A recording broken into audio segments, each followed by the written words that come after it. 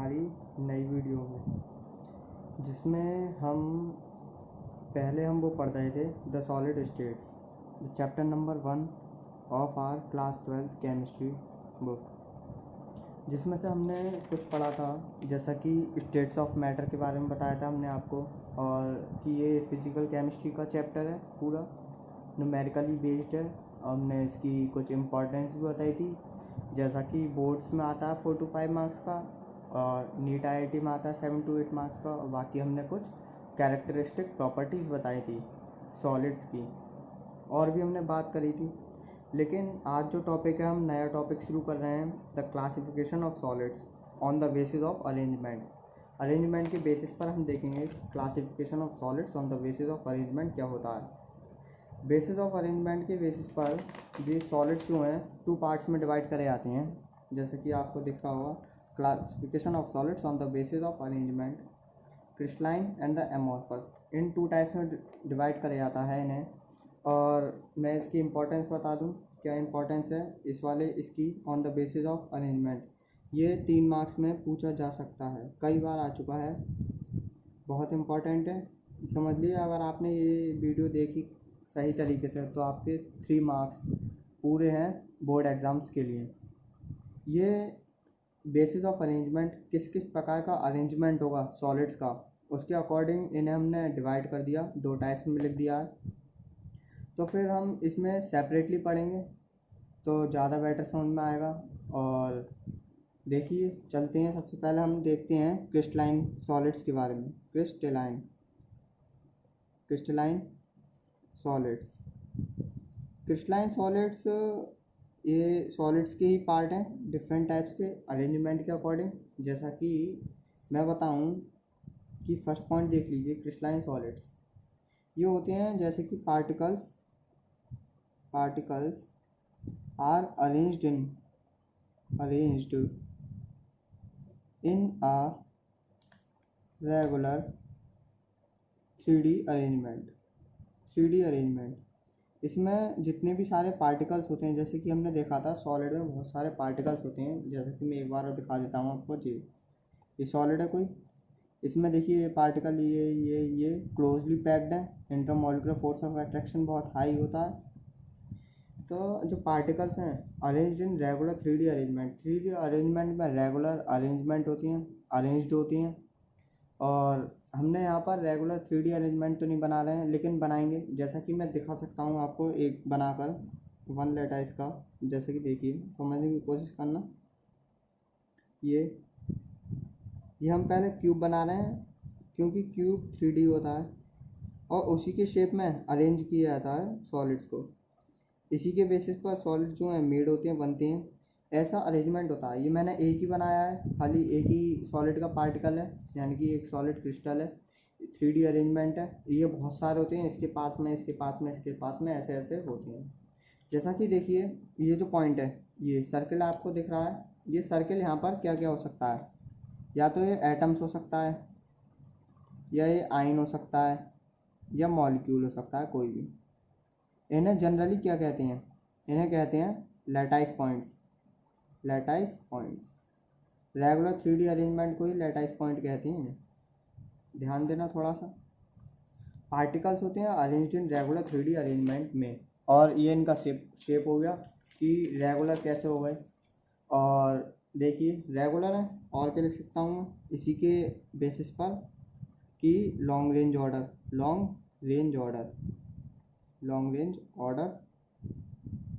और क्या कह सकते हैं, लॉन्ग रेंज ऑर्डर्ड फॉर्म, ये भी कह सकते हैं इसे। क्योंकि रेगुलर 3D अरेंजमेंट है तो बार बार इसके आगे इसके पीछे ऐसे ऐसे बना हुआ है, तो कह सकते हैं लॉन्ग रेंज ऑर्डर है, कि ये बहुत सारा हो सकता है। जैसे कि मैं आपको बनवा के दिखा देता हूँ तो आपको ज़्यादा समझ में आएगा। देखिए, हम बनाने की कोशिश करेंगे। ये आपको दिख रहा होगा, समझने की कोशिश करना थोड़ा सा। देखिए ये आया। अब हम एक और बना देते हैं, ये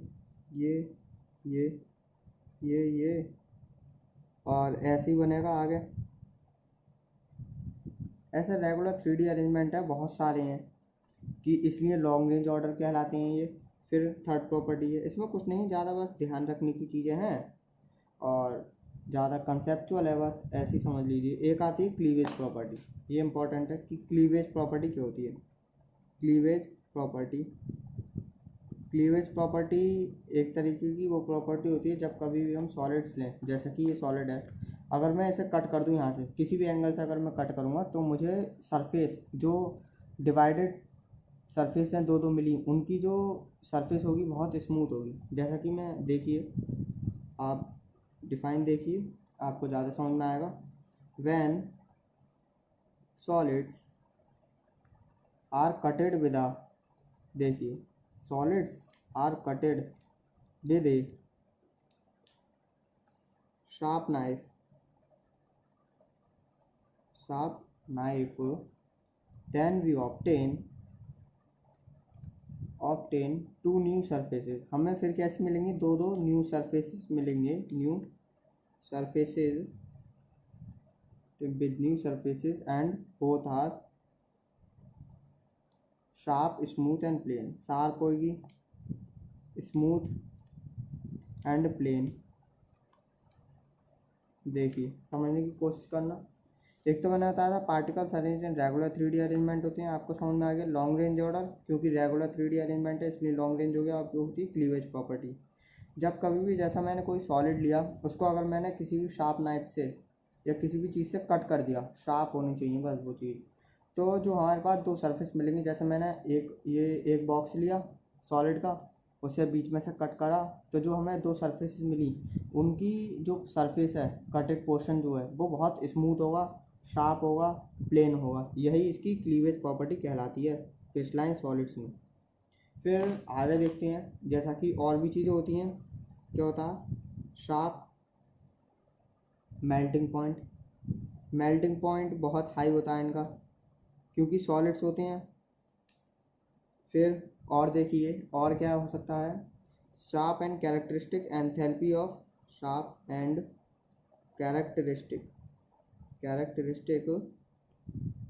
एंथैल्पी ऑफ फ्यूजन।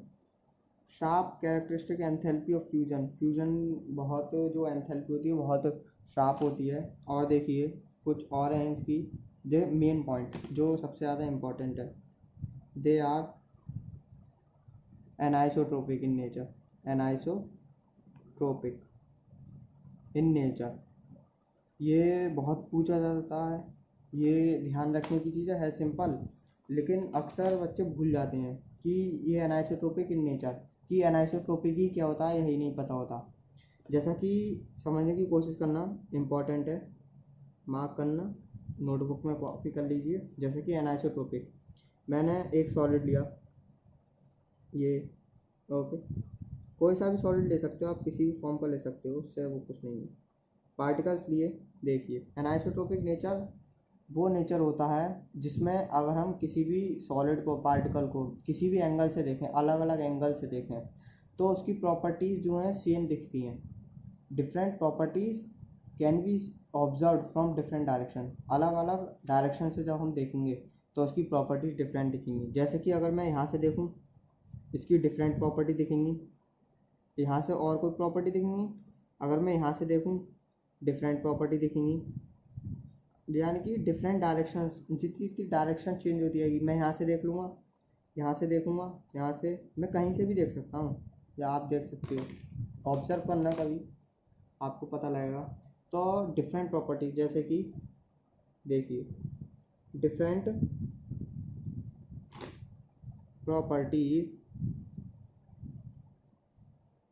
प्रॉपर्टीज और ऑब्जर्व्ड फ्रॉम डिफरेंट डायरेक्शंस। अलग अलग प्रकार की प्रॉपर्टीज़ दिखती हैं अलग अलग डायरेक्शंस में से, डिफरेंट डायरेक्शंस। इसे ध्यान रखना, बिल्कुल इम्पॉर्टेंट है। अब जैसे कि प्रॉपर्टी की बात आती है, तो प्रॉपर्टीज़ कौन सी वाली प्रॉपर्टीज़, जैसे कि डिफरेंट प्रॉपर्टीज़ हो सकती हैं कि इलेक्ट्रिकल कंडक्टिविटी हो सकती है, हर एंगल से डिफरेंट दिखेगी। और रिफ्रैक्टिव इंडेक्स हो सकता है, रिफ्रैक्टिव इंडेक्स ये आप जानते हो, रिफ्रैक्टिव इंडेक्स। और भी कई प्रकार की प्रॉपर्टी होती हैं एक्सेट्रा।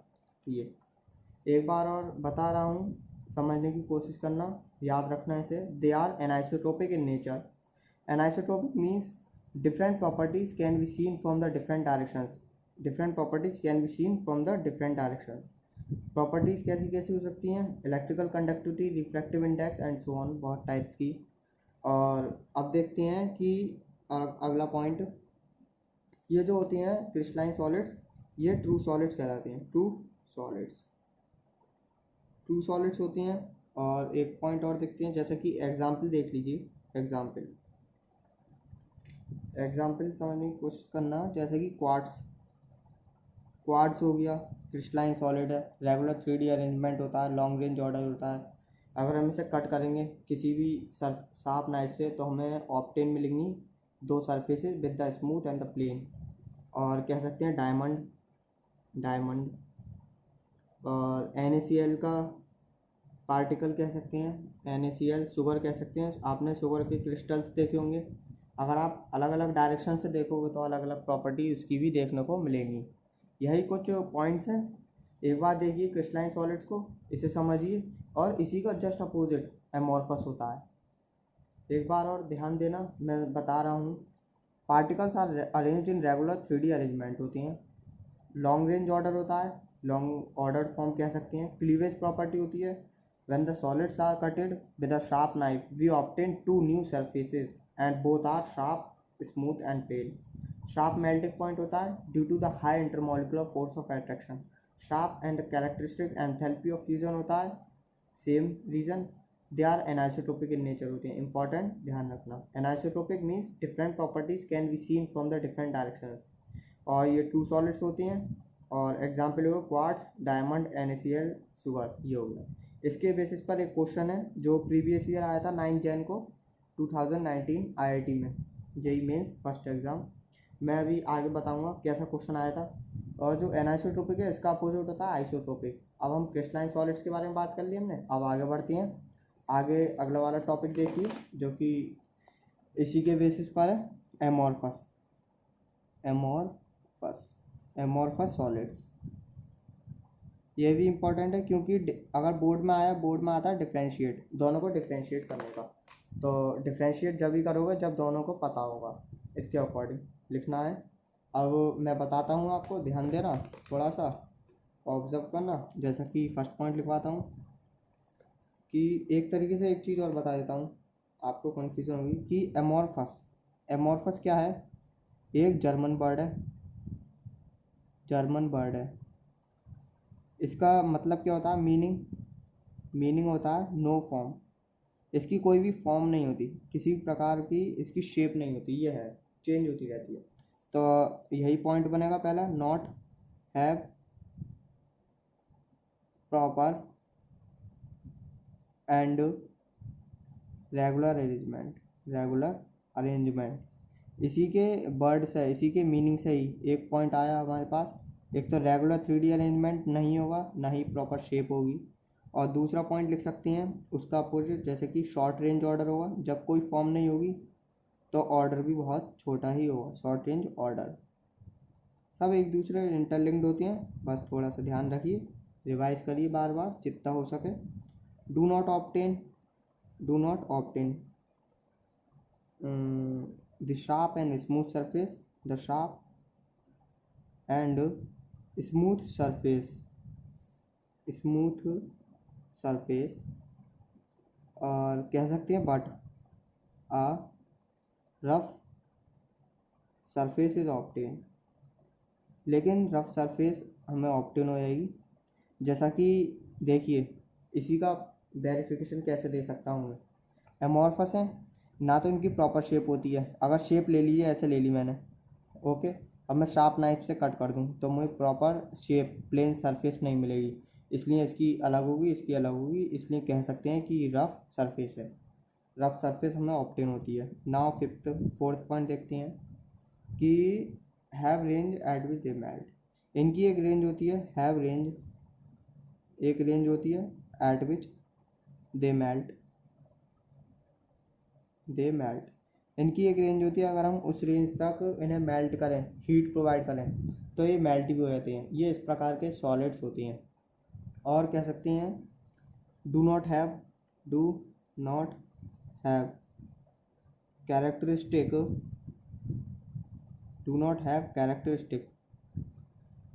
Enthalpy of fusion. इनके पास कैरेक्टरिस्टिक एंथैल्पी ऑफ फ्यूज़न नहीं होती। नंबर 6 और कह सकते हैं, देखिए इंपॉर्टेंट पॉइंट इसका आ गया, आइसोट्रोपिक इन नेचर होते हैं एमोर्फस सॉलिड्स। ये ध्यान रखना, amorphous solids isotropic in nature, crystalline anisotropic in nature. Isotropic means जैसा कि same properties can be seen from the different direction. Isotropic वो नेचर होता है जब कभी भी हम प्रॉपर्टीज़ देखेंगे फ्रॉम डिफरेंट डायरेक्शन तो हमें सेम प्रॉपर्टीज़ देखने को मिलेंगी। जैसा कि मैं लिखवा देता हूँ, same properties can be arranged from different direction. देखिए एक बार, जो आपने क्रिस्टलाइन का लिखा हुआ एनाइसोट्रोपिक का, वही उसका बिल्कुल अपोजिट है एमोर्फस। तो एक याद रखिए, दूसरा तो खुद ही आ जाएगा। नाउ 6 क्या हो सकता है उससे, देखिए जो हमने वो ट्रू सॉलिड्स बताए थे, ये कैसे होंगे, सूडो सॉलिड्स। इनका भी एक रीज़न है, वो भी बताएंगे, जैसे कि देयरफॉर। यहाँ रीज़न लिखवा देता हूँ मैं, सूडो सॉलिड्स क्यों कहलाते हैं।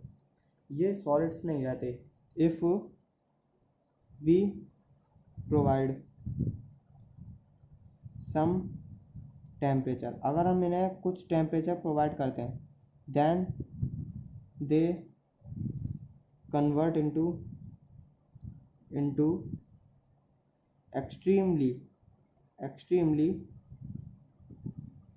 if we provide some temperature, then they convert into extremely viscous fluid। अगर हम इन्हें सूडो सॉलिड्स क्यों कहलाते हैं, अगर हम इन्हें बिल्कुल एक कुछ प्रकार का टेम्परेचर अगर हम इन्हें प्रोवाइड भी कर दें, या फिर ये इन्हें कहीं से मिल जाए, एनवायरनमेंट से मिल जाए, तो ये विस्कस फ्लूइड फॉर्म में आ जाते हैं। यही इनका इसलिए सूडो सॉलिड्स कहलाते हैं, या फिर कह सकते हैं फॉल्स सॉलिड्स भी कह सकते हैं ना। बात दोनों की एक ही है। अब देखिए, जैसे कि इसका एग्जांपल बता देते हैं हम। एग्जांपल देखिए, एग्जांपल हो गया प्लास्टिक्स हो गई, प्लास्टिक्स, ग्लास, सिलिकॉन और CaCO3 एक्सेट्रा।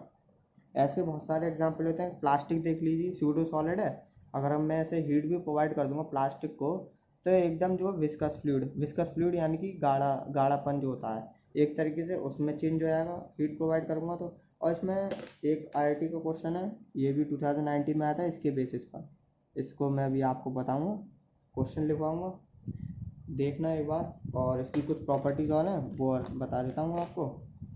देखिए, ये हैं एमोर्फस की, कैसे हो जाते हैं, दे मे बिकम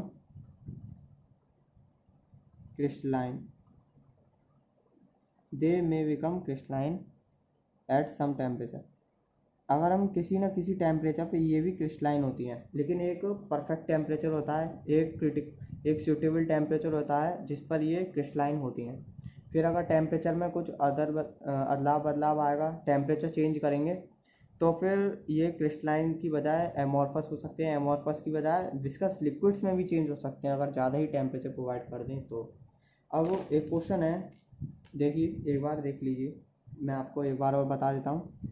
नॉट है proper shape and regular arrangement नहीं है, इसी वजह से शॉर्ट रेंज ऑर्डर है और प्रॉपर शेप नहीं है। इसके कारण अगर हम किसी भी सॉलिड को, एमोर्फस सॉलिड को कट करेंगे शार्प नाइफ से, तो फिर हमें स्मूथ सरफेस नहीं मिलेगी। एक रेंज होती है इनकी जिस पर ये मेल्ट हो जाती हैं, आइसोट्रोपिक इन नेचर होती हैं, सूडो सॉलिड्स होती हैं। एग्जाम्पल्स ये आ गए। बस एक तरीके से पूरा माइंड में बना लिया करिए, माइंड में सोचिए एक बार, पूरा रिवाइज करिए, तो आपको ज़्यादा बेटर समझ में आने लगेगा। अब देखिए एक क्वेश्चन आया था, आईआईटी का है ये, 2019 का। Okay, which is one of the best photovoltaic material available for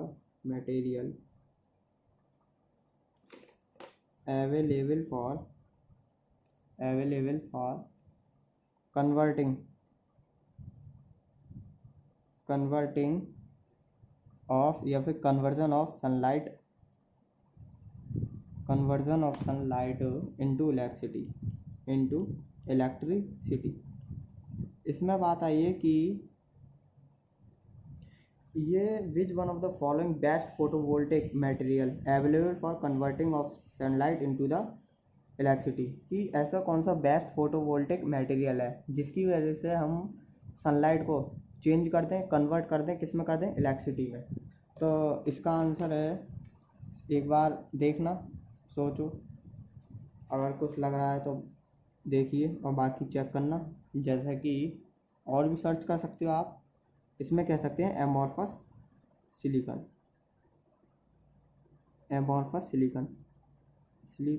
amorphous तो मैंने आपको बता दिया। सिलिकॉन जो होती हैं, सिलिकॉन चिप्स को कहते हैं, जो मोबाइल्स में चिप आती हैं उनको चिप्स कहते हैं, सिलिकॉन कहते हैं।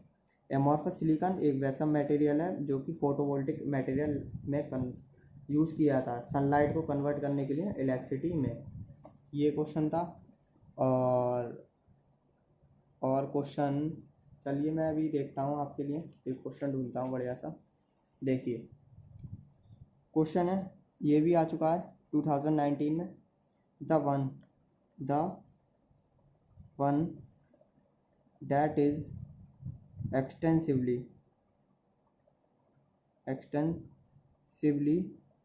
used as फोटो, ये है पाइजोइलेक्ट्रिक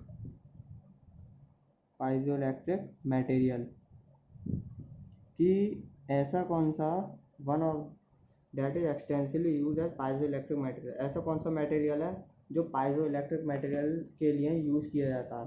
जैसे कि इसमें कुछ पॉइंट्स दे रखे हैं ABCD, आपको एक क्वेश्चन सेलेक्ट करना है, ऑप्शन सेलेक्ट करना है जो भी सही हो।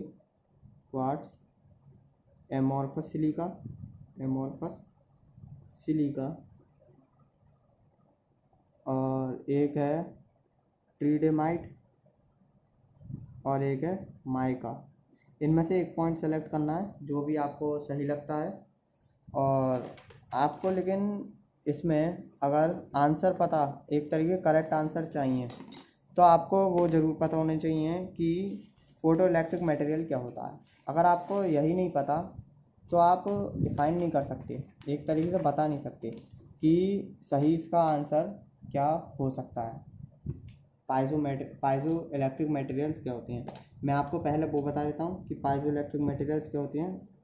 उसे अपनी कॉपी में लिख सकते हो, याद रखना कि these are those material that are produces an electric current when they are placed under the mechanical stress. ये वो मटेरियल होते हैं जो कि इलेक्ट्रिक करंट को प्रोड्यूस करते हैं जब कभी भी इन्हें कहाँ पर रख दिया जाए, अंडर द मैकेनिकल स्ट्रेस के अंदर अगर हम किसी मटेरियल को रख दें तो ये इलेक्ट्रिसिटी करंट प्रोड्यूस करें तो उन्हें पाइजोइलेक्ट्रिक मटेरियल्स कहलाते हैं। जैसे कि लिखवा देता हूँ मैं आपको, piezo electric materials are those materials, ये जो हैं मैं जो लिखवा रहा हूँ ये कुछ एडिशनल डिफाइन है। Are those materials that produce an electric current when दे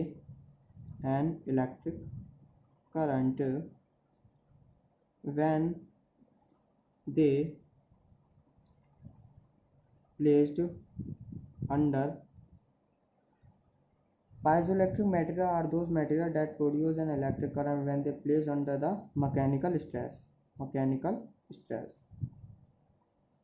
ये ऐसे होती हैं, ऐसे मटेरियल होती हैं। एडिशनल इन्फॉर्मेशन है, आप इसे लिखना चाहो लिख सकते हो, और एक तरीके से इम्पॉर्टेंट भी है क्योंकि ये पेपर में भी आ चुका है। जैसा कि 1 मार्क क्वेश्चन है, इसका आंसर है कि एक्सटेंसिवली पाइजोइलेक्ट्रिक, तो ये क्वार्ट्स यूज किया जाता है इस प्लेस पर। और जो क्रिस्टलाइन सॉलिड्स होते हैं जो कि can be use as a piezoelectric material, तो क्वार्ट्स इज वो हो गया। और क्रिस्टलाइन की एक प्रॉपर्टी और है कि क्रिस्टलाइन सॉलिड्स आर पाइजोइलेक्ट्रिक मटेरियल्स होती हैं जो कि प्रोड्यूस इलेक्ट्रिसिटी करती हैं। अब यही हमारा आज का टॉपिक था पूरे सेशन का। ये आपको पूरे 3 मार्क्स दिला सकता है बोर्ड एग्ज़ाम्स में डिफ्रेंशिएट करने को आएगा। और ये मैंने कुछ आपको क्वेश्चंस बताए हैं जो कि प्रीवियस ईयर आ चुके हैं। अभी हम जैसे जैसे हर टॉपिक के आगे बढ़ेंगे तो हम हर टॉपिक पर बताएंगे कि कहाँ से कैसा क्वेश्चन आया था, किस प्रकार का क्वेश्चन आया था। और हम अगले वीडियो लेक्चर में एनसीईआरटी के कुछ इन टेक्स्ट क्वेश्चंस हैं उन्हें बताएंगे।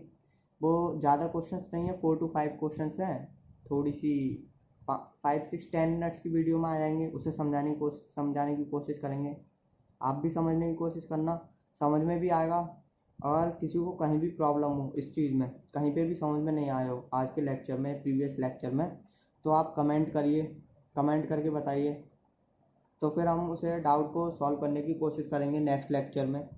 इवन आपको और कुछ ज़्यादा ही प्रॉब्लम है किसी भी सब्जेक्ट से रिलेटेड, PCMB इंग्लिश, तो फिर हम लाइव सेशंस भी लेते हैं एट द जूम मीटिंग पर। और हमारा एक ग्रुप भी है, व्हाट्सएप ग्रुप, जिसका नेम है स्टडी मेट्स, जिसमें बहुत सारे स्टूडेंट्स हैं, बहुत सारे स्टूडेंट बहुत अच्छा कर रहे हैं, हमेशा साथ चल रहे हैं बिल्कुल हमारे, और जो वर्क देते हैं वो